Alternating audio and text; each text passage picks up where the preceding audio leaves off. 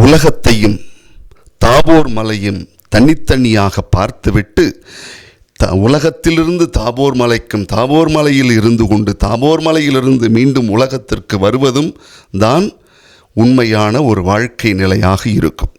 ஆண்டவர் இயேசுவினுடைய உருமாற்ற பெருவிழாவை கொண்டாடுகிறோம். பேதுரு, யாக்கோபு, யோவான் 3 பேரும் இயேசுவோடு தாபோர் மலையில் இருக்கிறார்கள். அங்கே தாபோர் மலையில் இயேசு தம்முடைய தெய்வீக மகிமையை வெளிப்படுத்துகிற விழா இந்த விழா. மலை என்றாலே இறைவனோடு உறவாடுகின்ற இடம் என்று சொல்லுகிறார்கள். உலக கவலையிலிருந்து, உலக ஈர்ப்புகளிலிருந்து, உலக ஆசையிலிருந்து நாம் கடந்து போகிற ஒரு இடம்தான் மலையாக பார்க்கப்பட்டதாம். இந்த விழாவில் சீடர்களுக்கு ஒரு நம்பிக்கை ஒளி ஊட்டுகின்ற நிகழ்வை பார்க்கிறோம்.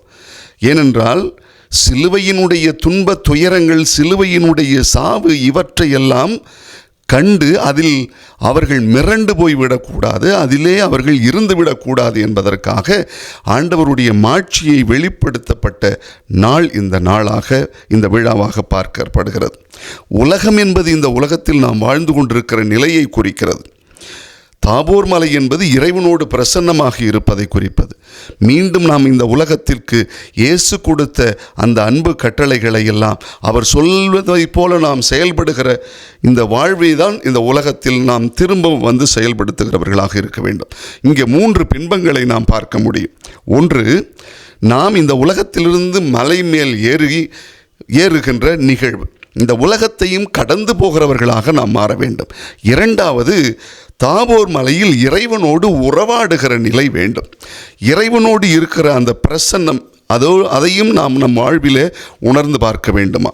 மூன்றாவதாக, அந்த இறை பிரசன்னத்திலிருந்து மீண்டும் நாம் இந்த உலகத்தில் இயேசுவினுடைய சீடர்களாக, இயேசுவுக்கு செவிசாய்க்கிறவர்களாக மாற வேண்டுமா.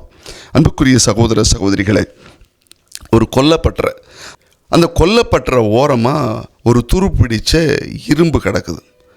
இதை பார்க்குறார். அந்த பார்த்தவர் அவர் என்ன பண்ணுறாரு, எடுத்து அந்த எரியும் உலை இருக்குது பார்த்தீங்களா, அந்த உலையில் அந்த துருப்பிடிச்ச இரும்பை போடுறார். இவர் காத்தடிக்கிறாரு. அந்த உலையில் நெருப்பு எரிகிறது. நெருப்பு தகதகன்று எரிஞ்சிட்டு இருக்கும்போது இந்த இரும்பும் அதோடு சேர்ந்து ரெண்டும் ஒன்று போல் மாறிடுச்சு. கொஞ்ச நேரம் கழித்து அவரே பார்க்குறாரு, இதில் எது நெருப்பு எது இரும்பு அப்படிங்கிறத கண்டுபிடிக்க முடியல.